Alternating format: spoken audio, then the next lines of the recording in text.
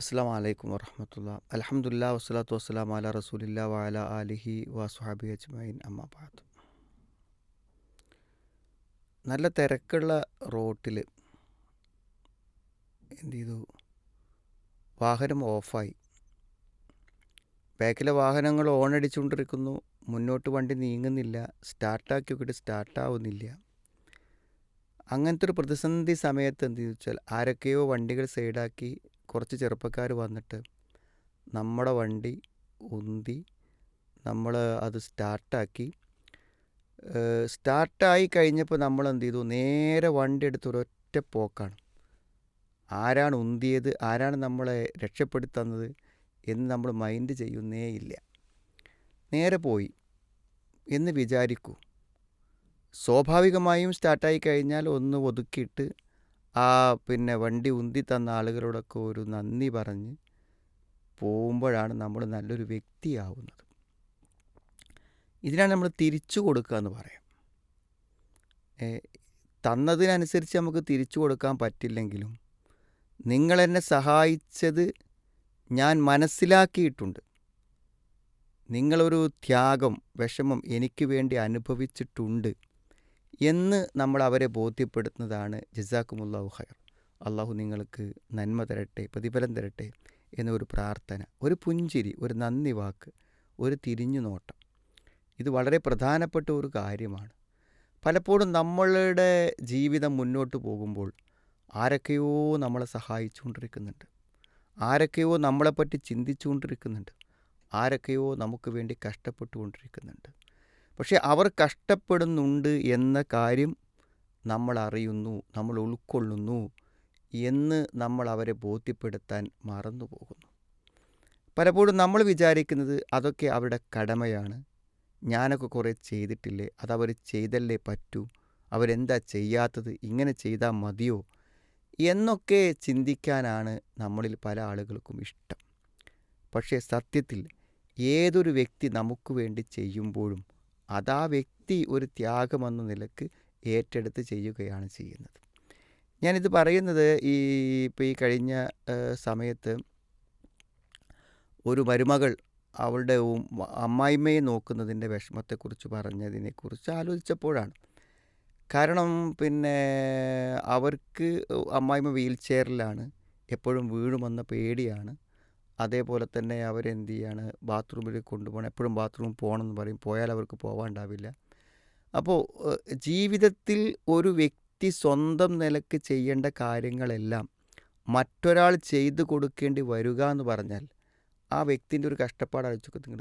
നമ്മളിപ്പോൾ എനിക്ക് ഭക്ഷണം കഴിക്കുന്നു, എൻ്റെ പ്രാഥമിക കാര്യങ്ങളൊക്കെ ഞാൻ നിർവഹിക്കുന്നു, ഞാൻ കുളിക്കുന്നു, ഞാൻ ഡ്രസ്സ് മാറ്റുന്നു, ഇതൊക്കെ ഈ ചെയ്യുന്ന എനിക്കിതൊന്നും ചെയ്യാൻ കഴിയാതിരിക്കുകയും അതിന് മുഴുവൻ ഞാൻ വേറെ ഒരു കയ്യിനെ ആശ്രയിക്കുകയും ചെയ്യുമ്പോൾ നമ്മൾ ആലോചിക്കണം, അയാൾക്ക് വേണ്ടതൊക്കെ ചെയ്യണം, അതിന് പുറമെ എനിക്ക് വേണ്ടത് ചെയ്യണം.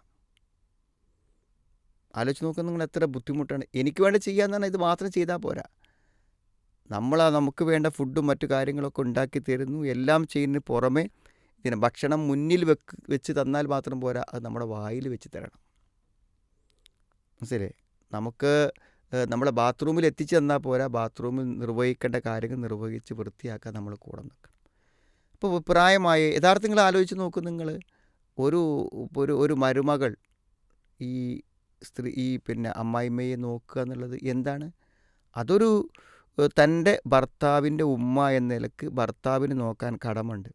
അപ്പോൾ ഭർത്താവിനെ സഹായിക്കുന്നതിൻ്റെ ഭാഗമായി അവർ ചെയ്യുന്ന വളരെ വലിയൊരു സേവനമാണത്,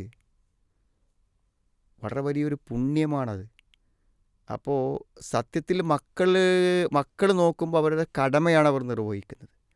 പക്ഷേ മരുമക്കൾ നോക്കുമ്പോൾ അവർ നമ്മളെ അവരുടെ ഭർത്താവിൻ്റെ സഹായിക്കുന്നതിൻ്റെ ഭാഗമായി അവർ നമ്മളെ സ്നേഹിച്ച് ചെയ്യുന്ന ഒരു ഔദാര്യം കൂടിയാണത്.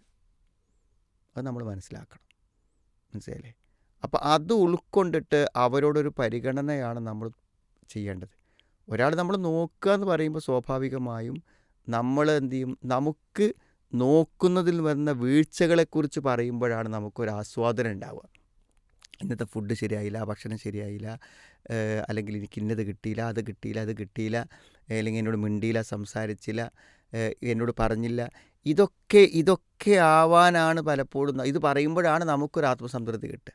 പക്ഷെ നിങ്ങൾ ആലോചിച്ച് നോക്കും, നിങ്ങൾ തിരിച്ചു കൊടുക്കാമെന്ന് ഞാൻ പറഞ്ഞില്ലേ, ശുക്ർ എന്ന് പറയാം, നന്ദി.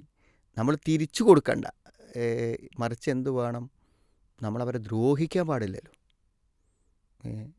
ഇവളെനിക്ക് വേണ്ടി എത്രയാണ് കഷ്ടപ്പെടുന്നത്, ബുദ്ധിമുട്ടുന്നത്, ഒരു സമയം ഒഴിവില്ല, ഈ പ്രായത്തിൽ എന്ന് തുടങ്ങിയതാണ് അവിടെ ഈ കഷ്ടപ്പാട് എന്നൊന്നും പറഞ്ഞ് നമ്മൾ അവരെ ആശ്വസിപ്പിക്കേണ്ട.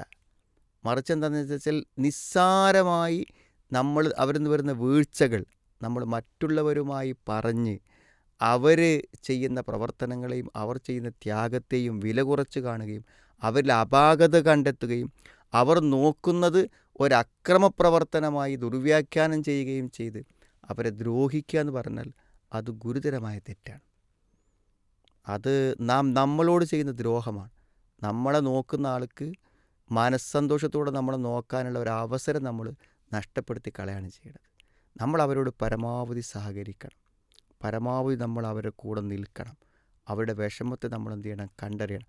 അവരുടെ രോഗത്തെ അവർ മറക്കുന്നു, അവരുടെ മക്കളെ അവർ മറക്കുന്നു, അവരുടെ ജീവിതത്തെ അവർ മറക്കുന്നു, അവരുടെ പ്രാഥമിക കാര്യങ്ങളോട് മറന്നിട്ടാണ് നമുക്ക് വേണ്ടി ത്യാഗം ചെയ്യുന്നതെന്ന് നമ്മൾ എന്ത് ചെയ്യണം, മനസ്സിലാക്കണം. അപ്പോൾ തിരിച്ചു കൊടുക്കാൻ, നമുക്ക് വേണ്ടി നമ്മളെക്കുറിച്ച് ചിന്തിച്ച് നമുക്ക് വേണ്ടി ചെയ്യുന്ന ആളുകൾക്ക് തിരിച്ചു കൊടുക്കാൻ നമ്മൾ തയ്യാറാകണം. ജനങ്ങളോട് നന്ദി കാണിക്കാത്തവൻ അള്ളാഹുവോട് എന്ത് ചെയ്യൂല, നന്ദി കാണിക്കില്ല. അവർക്ക് അള്ളാഹുവിനെടുക്കുന്ന ഒരു പ്രതിഫലവും ആ കാര്യത്തിൽ ലഭിക്കില്ല. അതുകൊണ്ട് തിരിച്ചു കൊടുക്കുക എന്നുള്ളത് നമ്മൾ ശ്രദ്ധിക്കണം.